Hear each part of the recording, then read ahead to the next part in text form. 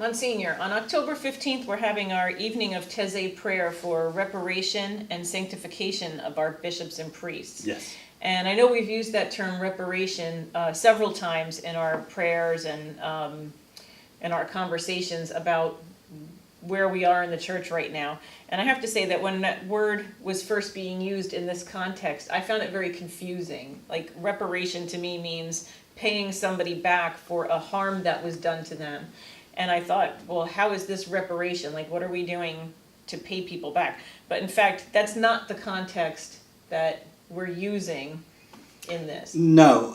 Although, in a sense, because of the sex abuse that has taken place by the clergy and the cover-ups that have taken place, God's children have been harmed. Yes, they have. And God's church has been harmed. Yes. And therefore the reparation is to God, like apologizing for allowing this to happen. So that's one element of reparation. The other element is the call to the faithful to pray for the courage we need to affect the change that is needed to work, to repair, thank you, to repair the damage done. And this damage is deep. This damage is deep. I think it's important to realize that I was just reading an article on the Pennsylvania study, and if you go back to the 40s and the 50s, and that like between 60 and 85, I mean, it's bad. It's bad. When the church finally recognized it, the numbers have decreased drastically, thanks be to God. But the damage needs to be repaired. Families need to be repaired. A child in the 40s or in the 50s who is molested becomes an adult who is carrying a burden, and that burden affects the whole family.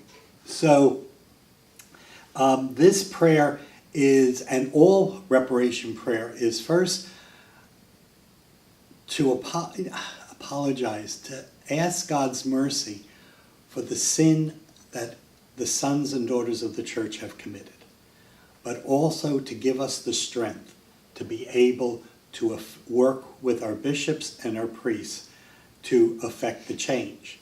Now, speaking of the second half, that's reparation. The second half, sanctification, the bishops and the priests have to get the memo. They have to get the memo that this can no longer be status quo. That if priests, seminarians, deacons, religious, lay workers do things that are inappropriate, we can't overlook it. And that's one of the struggles that has been happening. And really happening not only in the church, but in society in general.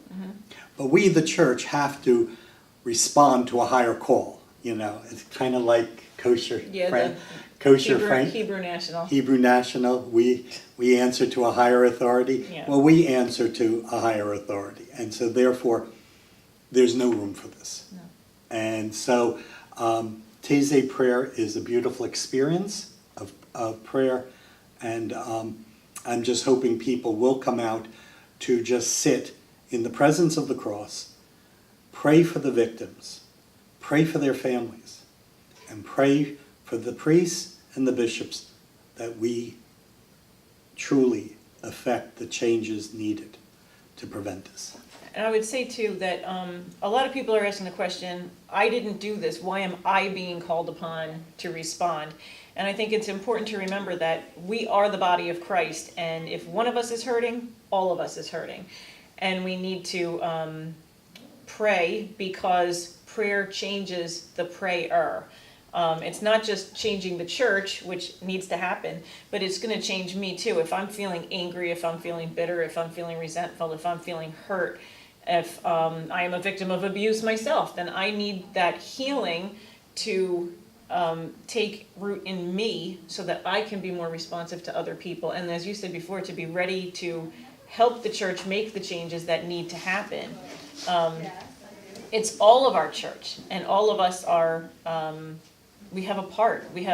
Prayer is effective and it's powerful, and it's not just policy that needs to be changed, but hearts need to be changed. Not just the ones who have perpetrated it, but the ones who are experiencing the effects of it as well. We all need our hearts rooted more deeply in God, and that prayer is the way to go. It's the beginning.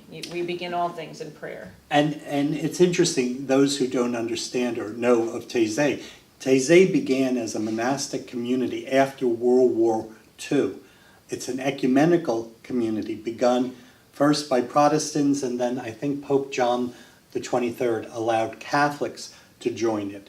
And their approach to prayer is very contemplative, and the music is very prayerful.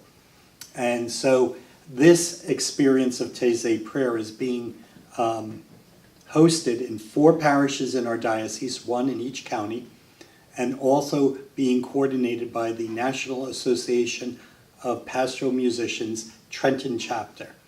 And it's our attempt to gather people from the county together to pray and to be mindful that whether you know somebody who's a victim or you're a victim, you're not carrying a cross alone.